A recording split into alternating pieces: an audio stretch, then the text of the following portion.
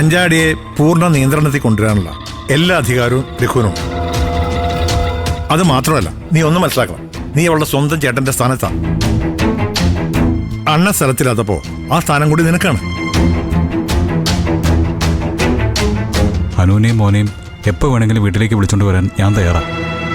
പക്ഷേ അവൾക്ക് ഈ അവസ്ഥയിൽ അവിടെ നിന്ന് വരാൻ പറ്റില്ല എന്നാണ് പറയുന്നത്. തൽക്കാലം അനു അവിടെ തന്നെ നിൽക്കട്ടെ. എന്തിനാ, ദയയ്ക്കും മഞ്ചാടിക്കും കുറച്ചുകൂടി പക്വത വരാനുണ്ട്. തറവാട്ടിലെത്തിയതിനു ശേഷമുള്ള അവരുടെ മാറ്റം വളരെ അപകടകരമാണ്. അത് നേരെയാക്കി എടുക്കാൻ അനു അവിടെ ഉണ്ടാകുന്നതാണ് നല്ലത്. ശബരി ചിലപ്പോ ഇന്ന് തറവാട്ടി പോയി ദയ ഒന്ന് കാണും. അവൻ രാവിലെ എന്നെ വിളിച്ച് അങ്ങോട്ടുള്ള റൂട്ടൊക്കെ ചോദിച്ചിരുന്നു. എങ്കില് ദയയുടെ കാര്യത്തിലൊരു പോസിറ്റീവ് തീരുമാനം ആവണം. ചീരുവിന്റെ കാര്യത്തിൽ എന്തെങ്കിലും ചെയ്യാൻ പറ്റുമെങ്കിൽ അതിനുള്ള സ്വാതന്ത്ര്യം നമുക്ക് 3 പേർക്കുണ്ട്. അങ്ങനെയാണ് അണ്ണൻ എന്നെ അന്ന് വിളിച്ചപ്പോൾ പറഞ്ഞത്. അതുകൂടി നമുക്കൊന്ന് ആലോചിക്കണം. അതിനാദ്യം വിനയന്റെ മാറ്റം ഉൾക്കൊള്ളാൻ ചീരുവിന് കഴിയേണ്ടെങ്കിൽ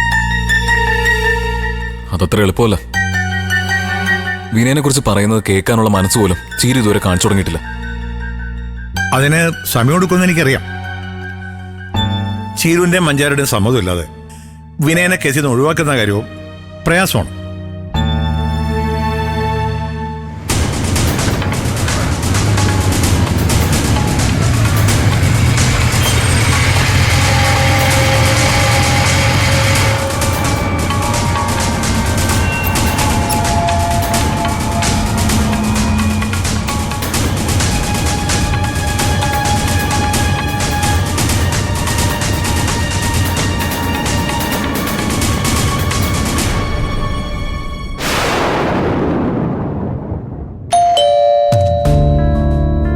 വിജയ, എന്താ സാർ? ആരാ നോക്കിയേ? ആ, ഇതാരാണ് ഈ സമയത്ത്? എന്തിനാ ചായ കുടിക്കേ?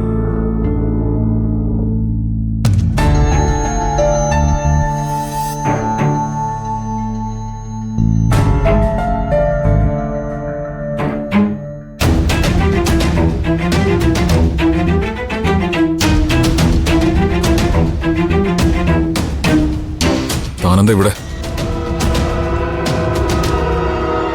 ഇന്ദ്രന് ആളെ മനസ്സിലായോ? ഏയ് ഇല്ല. നമ്മുടെ മഞ്ചാടി ട്രാപ്പ് ചെയ്യാൻ നോക്കിയ കേസിലെ മുഖ്യ പ്രതിയാ.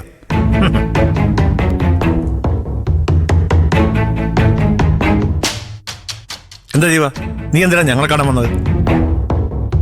സ്റ്റേഷനിൽ നിന്ന് വിനയൻ്റെ കൂടെ ഞങ്ങളെ കൂടി സേവ് വിട്ടയച്ചത് സാറിൻ്റെയും രഘുവേട്ടൻ്റെയും നല്ല മനസ്സുകൊണ്ടുകൂടിയാണെന്ന് ഞങ്ങൾക്കറിയാം.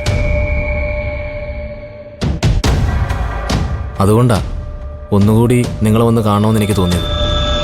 നീ കാര്യം എന്താന്ന് പറ ജീവ, ഞങ്ങളിവിടെ വേറെ ഡിസ്കഷനില്ല. അത് എൻ്റെ PG എക്സാമിൻ്റെ റിസൾട്ട് വന്നു. കോളേജിലെ ഫസ്റ്റ് റാങ്ക് എനിക്കാ.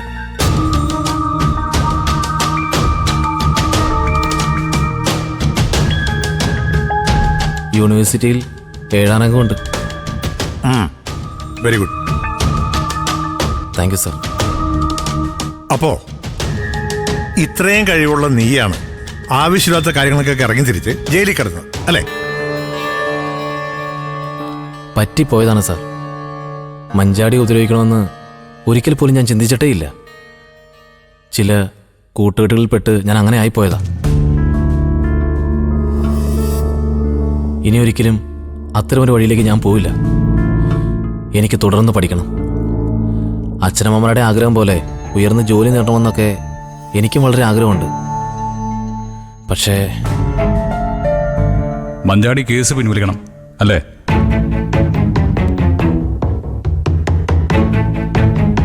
അല്ലാതെ നിനക്ക് തുടർന്ന് പഠിക്കാൻ കഴിയില്ലെന്ന് പറയാനല്ലേ നീ വന്നേ? അതെ സാർ.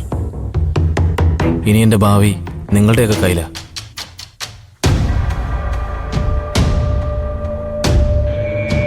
എന്നെ രക്ഷിക്കണമെന്ന് പറയാൻ തന്നെ ഞാൻ വന്നത്.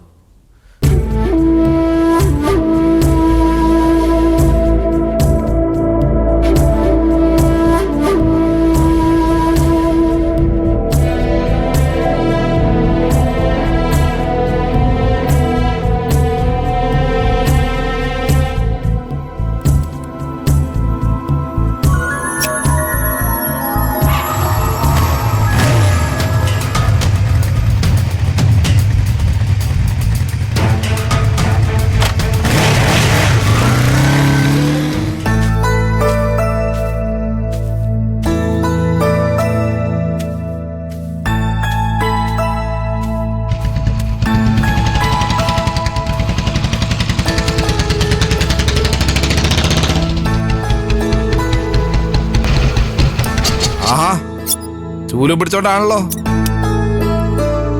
രഘുവേട്ടനും അമ്പിളി ചേച്ചി ഇവിടെ ഉണ്ടാവുന്നുള്ള ഉറപ്പിലാ ഞാൻ വന്നത്. അവരോട് ഉണ്ടല്ലോ അല്ലേ? അമ്പിളി ഇവിടെ ഉണ്ട്, കുളിക്കുക. ആ രഘു ഇപ്പൊ തറവാട്ടിൽ ഇവിടെയൊക്കെ ആയിട്ട് മാറി മാറിയുള്ള ഓട്ട. ഓ വിനയനകത്തോട്ട് കയറിയിരിക്കെ. വേണ്ട ആന്റി, ഞാനിവിടെ ഇരുന്നോളാം. ആന്റി അമ്പിളി ചേച്ചിയോടൊന്ന് പറഞ്ഞാൽ മതി. ഓ, ഞാൻ ഇപ്പൊ തന്നെ പറയാം.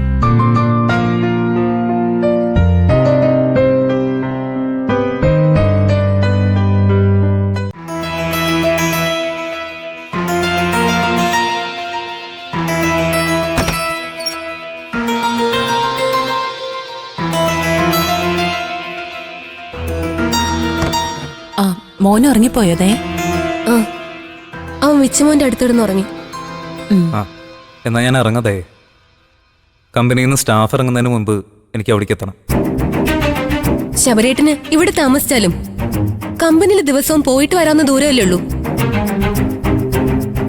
എല്ലാവർക്കും ശബരേട്ടൻ ഇവിടെ താമസിക്കുന്നതിൽ സന്തോഷമേ ഉള്ളൂ. ഞാൻ ഇതുപോലെ നിങ്ങളെയൊക്കെ കാണാൻ ഇടയ്ക്ക് ഇങ്ങോട്ടേക്ക് വരാൻ തേ. അതിൽ കൂടുതലൊന്നും എനിക്കിനി നിന്നോട് പറയാനില്ല.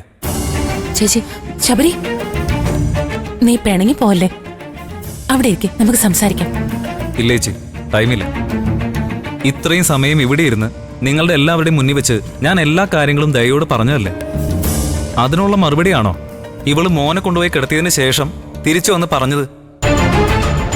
അനിതേച്ചയാണ് ദയയുടെ പ്രശ്നമെങ്കിൽ അവരുടെ സ്വന്തം വീട്ടിൽ പോയി നിൽക്കാൻ വരെ തയ്യാറാണെന്ന് ഞാൻ പറഞ്ഞതല്ലേ? എന്നിട്ടും ദയ എന്താ എന്റെ വീട്ടിൽ വന്ന് താമസിക്കുന്നതിനെ കുറിച്ച് ചിന്തിക്കുക പോലും ചെയ്യാത്ത? എനിക്കിനി അതേക്കുറിച്ച് ചിന്തിക്കാൻ പോലും പറ്റില്ല. അതുകൊണ്ട് തന്നെയാ. നീ എന്തിനാ ശബരിയോട് ഇങ്ങനെ അർത്ഥം മുറിച്ച പോലെ സംസാരിക്കുന്നത്? നീ അവിടുന്ന് ഇറങ്ങി വരാനുണ്ടായ പ്രശ്നത്തിന് പരിഹാരം ഉണ്ടാക്കി തരാന്ന് ശബരി പറഞ്ഞില്ലേ? പിന്നെന്താ നീ അതേക്കുറിച്ചൊന്നും പറയാത്തെ? സത്യത്തിലേ നീ അവിടുന്ന് ഇറങ്ങി പോകുന്നത് അനിത കാരണമൊന്നും അല്ലെന്ന് ഞങ്ങൾക്കിപ്പോ തോന്നുന്നത്. അതെ, അനിതയെ ഒരു ദിവസം ഹോസ്പിറ്റലിൽ വെച്ച് ഞങ്ങൾ കണ്ടപ്പോ അവള് ഞങ്ങളോട് പറഞ്ഞതാ, താൻ കാരണമാണ് ദയ വീട്ടിൽ വരാത്തെങ്കിൽ അശോകേട്ടൻ ഗൾഫിൽ നിന്ന് തിരിച്ചു വരുന്നത് വരെ ആ വീട്ടിൽ നിന്ന് മാറി നിന്നോളാന്ന്. ആ വീട്ടിലുള്ള എല്ലാവരും മറ്റുള്ളവരെ കയ്യിലെടുക്കാൻ മിടുക്കരാ. എന്റെ വീട്ടുകാർക്കാണെങ്കിൽ എന്നേക്കാൾ വിശ്വാസം അവരെയാ. കാണാതായ 1 ലക്ഷം രൂപയുടെ പേരില് ഈ നിൽക്കുന്ന ശബരേട്ടൻ പോലെ എന്നെ സംശയിച്ചപ്പോ